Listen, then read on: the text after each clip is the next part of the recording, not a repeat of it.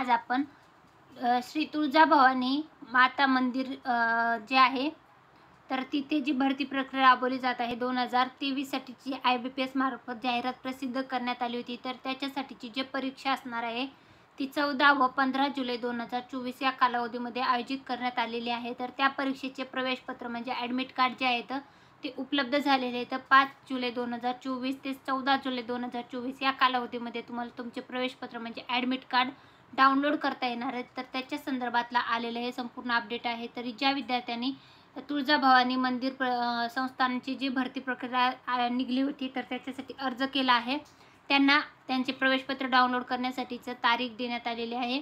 तर त्यांनी त्यांचे ॲडमिट कार्ड जे आहे ते डाउनलोड करून प्रिंट करायचे, त्याच्यावरचे इन्स्ट्रक्शन व्यवस्थित फॉलो करायचे। त्यांनी परीक्षेच्या वेळी तुम्हाला व्यवस्थित वेळेत हजर राहायचे। IBPS मार्फत ही भरती प्रक्रिया राबवली गेलेली आहे। 14 व 15 जुलै 2024 याच्यासाठी ऑनलाईन पद्धतीने एक्झाम कंडक्ट करण्यात येणार आहे। धन्यवाद।